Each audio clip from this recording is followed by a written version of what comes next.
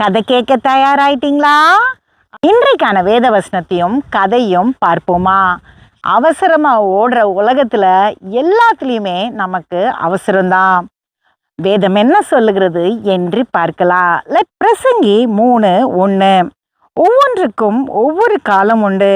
வானத்தின் கீழ் இருக்கிற ஒவ்வொரு காரியத்துக்கும் ஒவ்வொரு சமயம் உண்டு. பாத்தீங்களா வேதம் என்ன சொல்லுதுன்னு? எல்லாத்துக்குமே ஒரு காலம் இருக்குதான். அந்த காலத்துக்காக நம்ம காத்திருக்கணும், அவசரப்படக்கூடாது.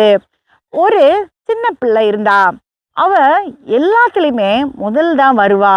ஆனா அவளுக்கு இன்னும் இன்னும் சாதிக்கணும்னு ஆசை.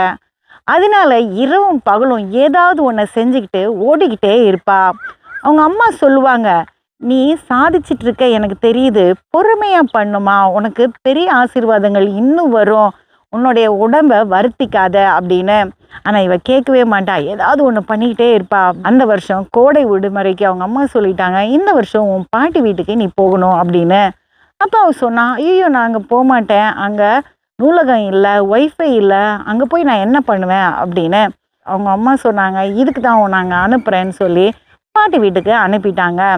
அங்கே போனவுடனே அவங்க பாட்டி ரொம்ப அவளை அன்பாக உபசரித்து வரவேற்றாங்க. அங்கே இரவு போய் அவள் நல்லா தூங்கிட்டா. அடுத்த நாள் காலையில் 6 மணிக்கு அவங்க பாட்டி போய் மெதுவாக அவளை எழுப்புனாங்க. அவள் சொன்னா, பாட்டிமா எனக்கு தூக்கம் வருது. பாட்டி சொன்னாங்க, உனக்கு ஒரு சின்ன வேலை இருக்கு வா அப்படின்னு அவளை பின்னாடி இருந்த சின்ன தோட்டத்துக்கு கூட்டிகிட்டு போனாங்க. அங்கே போனவுடனே பாட்டிமா சொன்னாங்க, இங்கே இருக்கிற செடி எல்லாத்துக்குமே தினந்தோறும் நீ தண்ணி ஊற்றணும், செடிகள் கூட நீ பேசணும், இதுதான் உனக்கு நான் கொடுக்குற வேலை அப்படின்னு. அவன் நினச்சா, இது சின்ன வேலை தானே, நம்ம இதை செஞ்சிடலாம் அப்படின்னு. தினமும் அவள் தண்ணி ஊற்ற ஆரம்பித்தா, களைகள் எல்லாம் எடுக்க ஆரம்பித்தா, செடிகளோட பேச ஆரம்பித்தா.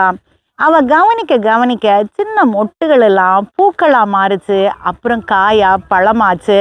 சின்ன குருவிகள் கூடு கட்ட ஆரம்பிச்சது. ஒரு குச்சா எடுத்துகிட்டு வந்து கட்டி அதுக்கப்புறம் முட்டையிட்டு குட்டிகளை கூட்டிகிட்டு போச்சு. அதுக்கப்புறம் சின்னதாக இருந்த செடியெல்லாம் பெருசாக கொஞ்சம் கொஞ்சமாக வளர ஆரம்பிச்சது. இதெல்லாம் பார்க்கும்போது அவளுக்கு ரொம்ப சந்தோஷமாக இருந்தது. அவளுடைய பாட்டிமாட்ட சொன்னா நடந்ததெல்லாம். அப்போ அவங்க பாட்டிமா சொன்னாங்க, நீ பார்த்தல, எதுவுமே ஒரே நாளில் நடக்கலை, பொறுமையாக தான் எல்லா காரியமும் நடக்குது.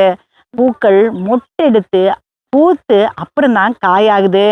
அதே மாதிரி குருவி கூடு கட்டும் போது ஒரு குச்சா எடுத்துகிட்டு வந்து தான் கட்டுது, ஒரே நாளில் பெரிய கூடாக கட்டலை. அதே மாதிரி தான் நம்மளுடைய வாழ்க்கையில் நம்ம சாதிக்க நினைக்கணும் அப்படின்ற காரியங்களும் அவசரமாக செஞ்சு மொத்தமாக தோல்வி அடையக்கூடாது, இல்லைன்னா உடம்ப பாதிச்சுக்க கூடாது.